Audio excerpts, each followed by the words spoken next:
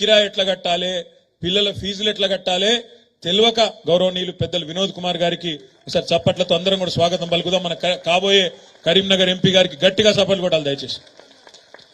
రండి వినోద్, ఇక్కడ రండి. అయితే ఆ తమ్ముడు అన్నాడు రమేష్ అన్నా, మరి ఫీజులు, ఇల్లు కిరాయ, ఆటో ఈఎంఐ ఈ అన్నిటి మీదకెళ్ళి మళ్ళా ఆ డీజిల్ రేట్లు పెంచిండు మోడీ గారు, అన్నింటిని తట్టుకొని ఎట్లా బతకాలనో అర్థమైతే లేదన్నా, ఈ ఫ్రీ బస్ వచ్చినాక ఆగమైపోయినామన్నాడు. ఫ్రీ బస్సు పట్ల నాకేం ఇబ్బంది లేదు, మంచిదే ఫ్రీ బస్సు. కానీ ఇవాళ ఏం జరుగుతున్నదో ఫ్రీ బస్సు వల్ల ఒక్కసారి మీరు చూడాలని చెప్పి నేను కోరుతున్నా. కళలో కూడా అనుకోలే ఎన్నాడు అట్లాంటి దృశ్యాలు చూస్తామని.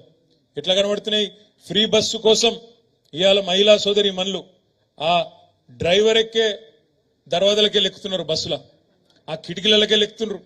ఇక ఫ్రీ బస్సులనైతే చెప్పలేని లొల్లైతాంది, కొట్టుకుంటాన్రు, చెప్పులు తీసి కొట్టుకున్నారు. మొన్న ఒక అడిగా చెప్తే బాగుండదు ఇలాంటి అని. చూస్తాను వీడియోలు మీరన్నీ చూసినరా? ఒక దిక్కేమో ఇట్లా మహిళా సోదరి మనులు వాళ్ళ అవస్థలు పడతాను, సీట్లు దొరకక.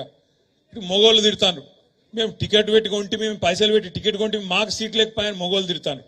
ఇక్కడ మహిళలు తిడతాను, అవగాహన లేకుండా ఆలోచన లేకుండా ఎక్కుండ్రి అని ఎక్కిపిస్తాను.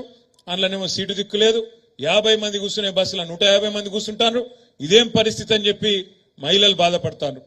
బస్సు నడిపేటోళ్ళు ఉంటారు, డ్రైవర్లు, కండక్టర్లు, వాళ్ళు. ఇంకో దిక్కు ఈ ఆర్టీసీకి అద్దెకిచ్చేటోళ్ళు ఉంటారు, బస్సులు హైర్ బస్సులు ఇచ్చేటోళ్ళు, వాళ్ళు బాధపడతారు. 50 మంది ఎక్కితేనేమో డీజిల్ తక్కువ కాలుతుంది, 100 మంది ఎక్కితే ఎక్కువ కాలుతుంది కదా. వాళ్ళు హైర్ బస్సులో పోయి మొన్న పొన్నం ప్రభాకర్ అన్నకు అదేవిధంగా అక్కడ ఆర్టీసీ ఎండి గారికి చెప్పుకున్నారు, అయ్యా ఇట్లయితే నడవది, మీరు మా రేటు పెంచాలే, లేకపోతే మా బస్సులు కూడా తీసేస్తాం పెట్టమని వాళ్ళు అంటాను. ఇవతల ఆటో వాళ్ళు లబో దిబోమని వీళ్ళు అంటాను.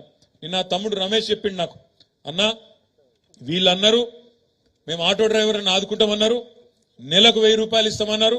నెలకు 1000 రూపాయలు సరిపోదన్నా, నెలకు 10,000 రూపాయలు ఇచ్చినట్టు చేయండి, జర గట్టిగా మాట్లాడండి ప్రభుత్వం తరఫున, మీరు ప్రభుత్వంతోని అని కూడా ఆ తమ్ముడు మాట్లాడిండు. సరే 10,000 ఇస్తారా, 5,000 ఇస్తారా, ఎన్ని ఇస్తారో ఈ ప్రభుత్వాన్ని నేను రిక్వెస్ట్ చేస్తా ఉన్నా, డిమాండ్ చేస్తా ఉన్నా. మీరు ఆ మహిళా సోదరి మనుల కోసం పెట్టిన బస్సును స్వాగతిస్తున్నాం, తప్పు లేదు. కానీ బస్సుల సంఖ్య కూడా పెంచండి, మహిళలకు కూడా ఇబ్బంది పెట్టకండి, డ్రైవర్లు కండక్టర్లను కూడా ఇబ్బంది పెట్టకండి.